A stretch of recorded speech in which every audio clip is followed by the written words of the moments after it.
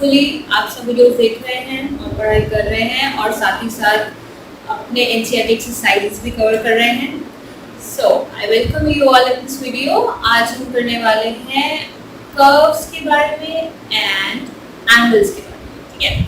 तो जैसे कि बेसिक ज्योमेट्रिकल आइडियाज हमने जो चैप्टर स्टार्ट किया था उसमें अभी तक हमने पढ़ा था पॉइंट्स, लाइन सेगमेंट, रे, हाउ टू नेम देम, उनको नेम कैसे करना है, ए बी बी ए दोनों एक ही चीज है, ये मैंने आपको बताया था। रेस के बारे में बताया था, it start from a point and goes endlessly in a direction. Okay, तो ये सब चीजें हमने किया। इसके बाद अब हम आज करने वाले हैं about curves and about angles, ठीक है।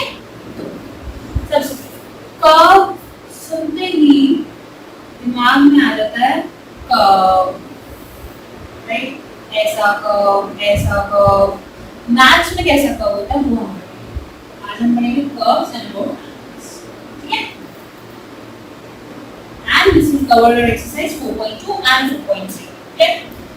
तो जैसे कि मैंने कर्व्स बनाए हैं, ये कर्व्स हमारे दिमाग में आते हैं सुनते ही, लेकिन मैथ्स में जरूरी नहीं है कि जो कर्व हम बना रहे हैं या जो हम अपने मन में सोच रहे हैं सिर्फ वही कर्व हो। Even this is also a curve in mathematics, ठीक है। कैसे? Anything which you draw, okay, draw आप ऐसे डूडल कर देते हो ना कुछ भी, without lifting your pen। without lifting का मतलब मैं ये नहीं बोल रही इसको ऐसे ऐसे ऐसे ऐसे करके कुछ भी बनाते हो, नो। मैं ये बोल रही हूँ कि आप अपने पेन को जब तक लिफ्ट नहीं कर रहे हो, जब तक आपको उसको उठाने का मतलब जरूरत ना पड़े। Like I'm drawing this and drawing this and like this, ठीक है। मैंने कहीं पे भी देखो पेन नहीं उठाया एक बार भी। लिफ्ट करने का मतलब है जैसे मैं कुछ बना रही हूँ, like I am drawing A, okay, और if I am drawing T, मैंने यहाँ पे पेन उठाया, ठीक है। ये जो मैंने पेन उठाया है ना, ये नहीं आएगा कर्व्स में। कर्व्स में आता है जहाँ पे when you have to lift your pen to draw anything। like मैंने बहुत सारी चीजें आपके सामने बनाई, like अगर मैं ऐसे ऐसे ऐसे ऐसे ऐसे ऐसे कुछ बना रही हूँ, और if I am drawing like this, ठीक है। तो ये जिसमें मैंने पेन नहीं उठाया, तो these all are curves, even this line is also a curve, ठीक है, because यहाँ पे मैंने कुछ भी लिफ्ट नहीं किया एक पेन को एक लाइन को ड्रॉ करने में। these all are curves, ठीक है। तो ये आपको ध्यान रखना है। And the curves who that does not cross itself, वो कर्व जो अपने आप क्रॉस नहीं करते। क्रॉस का मतलब ऐसे बोलो, लाइक एट की तरह, जो अपने आप को क्रॉस नहीं करते, इन्हें हम बोलते हैं सिंपल कर्व। क्या बोलते हैं? Simple curve.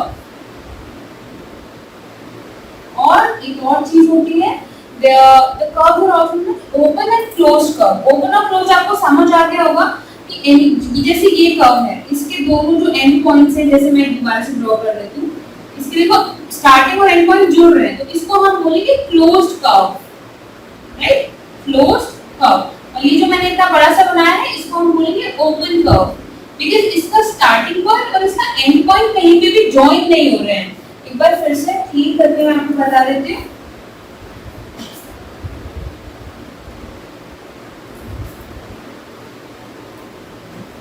मैंने अभी तक बताया ये मेरा कर्व है without lifting my pen, okay, और ये इसका स्टार्टिंग और एंड पॉइंट नहीं जुड़ रहा है, तो ये है आपका ओपन कर्व। और मैंने एक ऐसा कुछ बना दिया, इसको मैं बोलूंगी क्लोज्ड कर्व, बिकॉज़ इसका स्टार्टिंग और एंड पॉइंट मीट कर रहा है, ठीक है। ये क्लोज्ड कर्व है। और मैंने आपको एक बात बताई कि जो चीज अपने आप को क्रॉस नहीं करती, लाइक दिस, तो ये है हमारा सिंपल कर्व, ठीक है। जो अपने आप को क्रॉस नहीं कर रहा उसको हम कहेंगे सिंपल कर्व, ठीक है।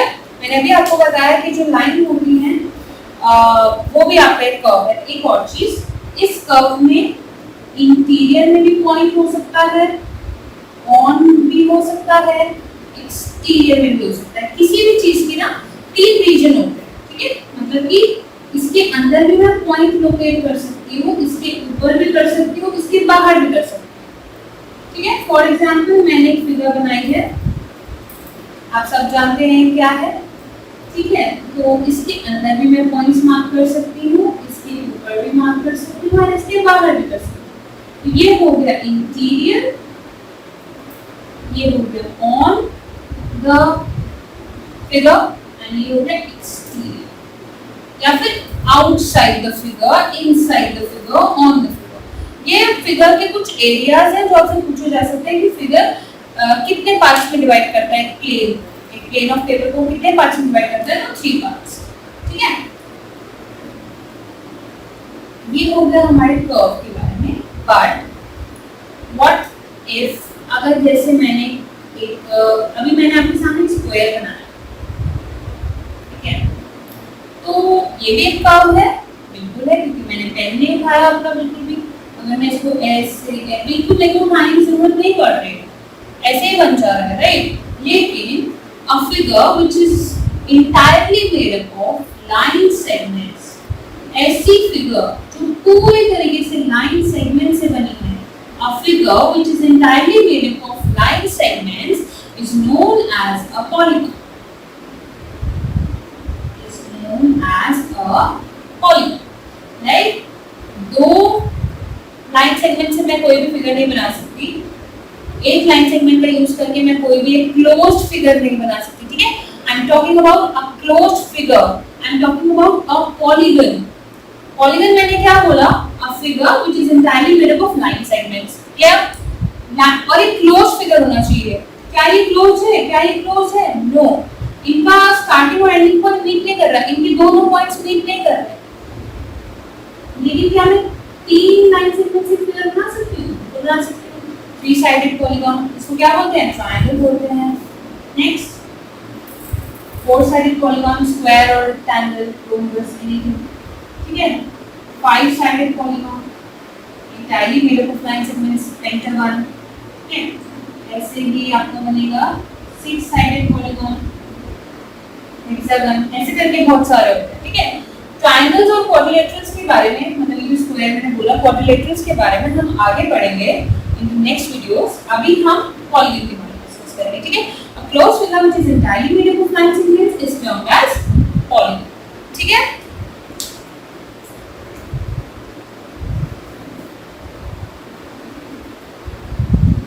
चलो इस पॉलीगन का नाम देख लेते हैं कैसे आएगा।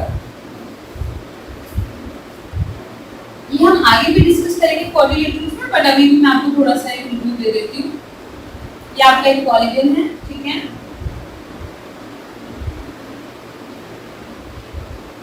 ये मैंने इसको नेम दे दिया ABCD। जो मैंने नेम दिया है, ये मैंने किसको नेम दिया है?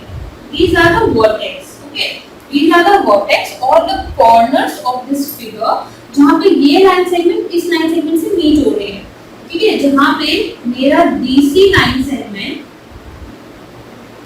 मेरा AD लाइन सेगमेंट से मीट हो रहा है। ठीक है, तो इस पॉइंट को नाम दे दिया मैंने D। ये जो पॉइंट्स हैं इनको हम बोलते हैं वर्टेक्स। ठीक है, और ये हमारे साइड्स हैं, these are the sides of the polygon। इसको मैं नेम दूंगी AB, BC, CD and D। These are the 4 sides of the polygon, of the 4-sided polygon। ठीक है, एंड आप इस पूरे फिगर को आप नेम दे सकते हो A, B, C, D। ये स्क्वायर है तो इसको मैं ABCD नाम दे सकती हूँ, और D, A, B, C और C, D, A, B और B, C, D, A। एक चीज नोटिस करिए आपने, मैं साइक्लिक मैनर में चल रही हूँ, मैं ऐसे नहीं कर रही हूँ कि D, B, C, A मैंने लिख दिया है, ये गलत है। You have to move in cyclic manner. या तो ऐसे चलो, ठीक है, क्लॉकवाइज, या फिर आप ऐसे चलो एंटी क्लॉकवाइज। एंटी क्लॉकवाइज में एक नाम लिख देते हैं DCBA और CBAD। ये बहुत छोटी छोटी चीजें हैं, बट ये बहुत ज्यादा क्लियर होनी चाहिए। ये एकदम क्लियर कट आपको समझ आना चाहिए, बिकॉज ये आपको आगे तक समझना है। ठीक है, ये बहुत सिंपल सी चीजें मैंने अभी बताया, इसको ऐसे ऐसे ऐसे करके नाम नहीं देना है। साइक्लिक होना चाहिए, इधर इन क्लॉकवाइज डायरेक्शन और इन एंटी क्लॉकवाइज डायरेक्शन, जैसे आपको अच्छा लगे। ठीक है, ये हो गया। मूविंग ऑन टू, हमने कॉर्नर्स बता दिए, हमने आपको साइड्स बता दिया। Okay,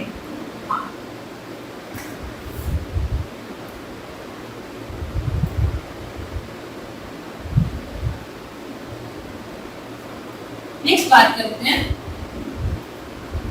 adjacent sides and adjacent vertex. ठीक है, एडजेसेंट साइड्स, अब एडजेसेंट क्या होता है?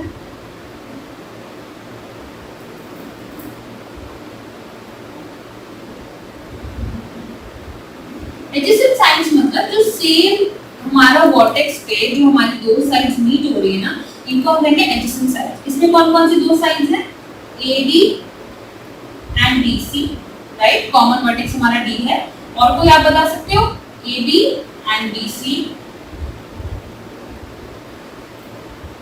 इसका कॉमन वर्टेक्स क्या है? B। तो मतलब ये एडजेसेंट साइड्स हैं, the sides which are meeting on the same vertex. ठीक है, जो एक ही वर्टेक्स पे या फिर ऐसे आके मिल रही है, इसको हम बोलते हैं एडजेसेंट साइड्स।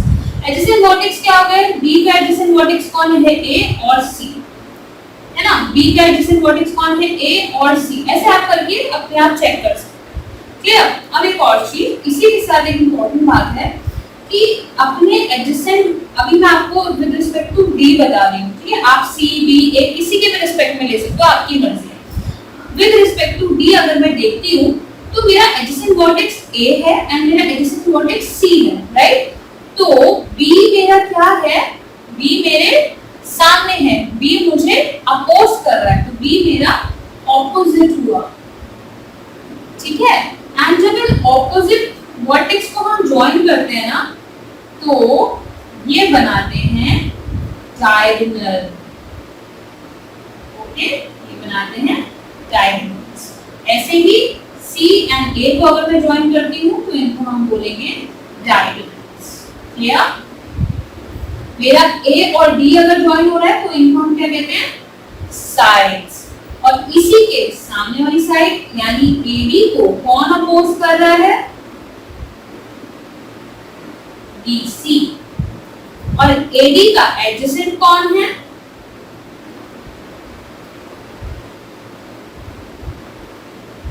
AB। AB लिखना चाहते हो AB लिख लो, और AD के एडजेसेंट DC भी है, DC लिखना चाहते हो DC लिख लो। क्लियर? ये बहुत इंपॉर्टेंट पॉइंट है, नहीं समझ आएगा तो फिर से इसको देखना है, नोट्स बनाने हैं इसके प्रॉब्लम। क्लियर?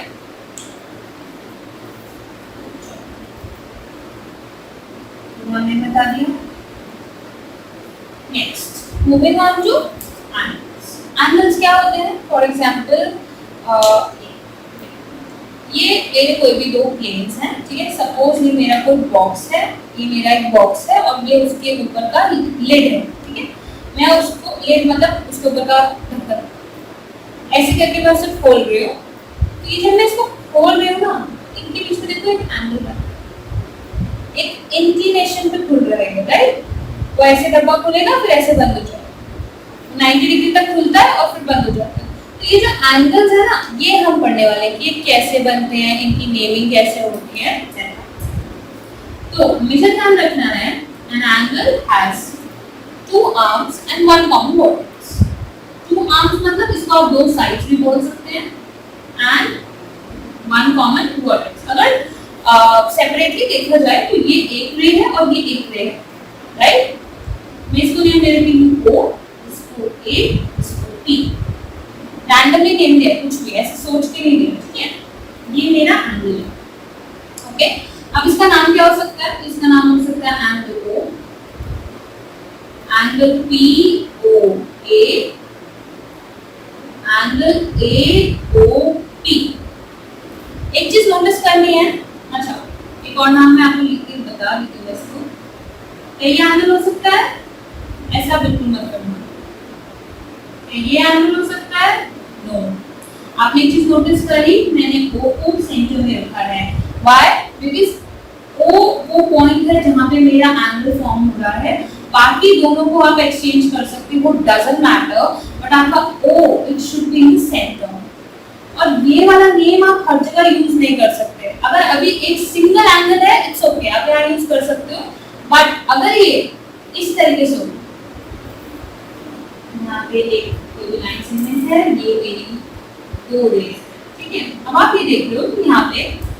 अराउंड 3 तरीके के एंगल पॉसिबल है, ठीक है। अगर मैं सिर्फ आर्म्स की बात करूँ तो 1 2, ठीक है, और नेक्स्ट इज ये, राइट। अगर एक एंगल में देखती हूँ, एक एंगल मेरा, अभी ये वाला पार्ट भूल जाना है, ठीक है, ये वाला मैं इरेज कर दूँ, इस पार्ट को मत देखो, अभी इसको देखना है सिर्फ। ये 2 आर्म्स है, में O A and B and C, क्या? इसको भूल जाओ, क्या एंगल बन रहा है AOB, राइट। अब इसको भूल जाओ, क्या एंगल बन रहा है AOC, राइट। अब इसको भूल जाना है, क्या एंगल बन रहा है BOC। 3 एंगल्स बन रहे हैं हमारे, क्या? ये ध्यान रखना है आपको, हमारे पास 3 एंगल्स हैं, सबका अपना अपना मेजरमेंट है, नेगेटिव 1 2 एंड ये पूरा 3। तो अब आपको इसको अगर नेम करना है, आप इसको एंगल को अगर लिख देते हो, सपोज आपको ऊपर वाले एंगल को नेम करना है, ठीक है। Suppose you have to name the angle which have point Z in the interior, ठीक है। अभी मैं इसका इंटीरियर एक्सटीरियर आपको समझाती हूँ कि एंगल का इंटीरियर एक्सटीरियर क्या होता है, पर अभी क्वेश्चन ध्यान देना है। You have to name the angle which has Z in its interior. आपको वो एंगल का नाम बताना है जिसके अंदर Z आता है, जिसके इंटीरियर में Z आता है। तो आपको नाम बताना है AOB का, राइट।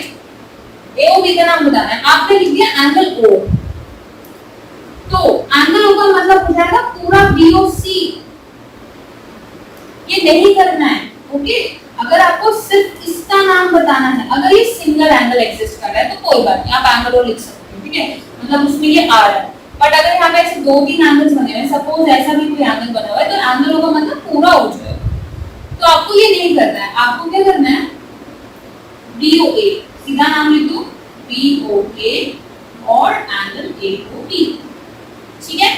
नेक्स्ट, अगर आपको ऐसा बोला जाता है name an angle which has Z in its exterior, अगर Z पॉइंट उसके एक्सटीरियर में लाया कर रहा है, एक्सटीरियर में किसके लाया कर रहा है, इसके बाहर है, इस एंगल के अंदर तो कुछ नहीं है ना,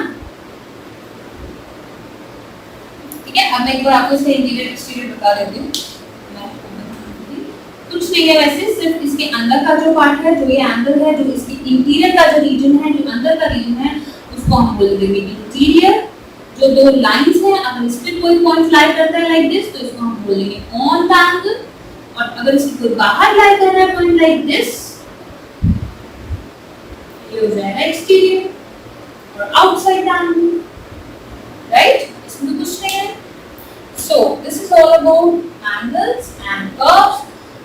बाकी हम नेक्स्ट क्लास में मिलते हैं। अभी you have to complete exercise 4.2 and 4.3। Thank you.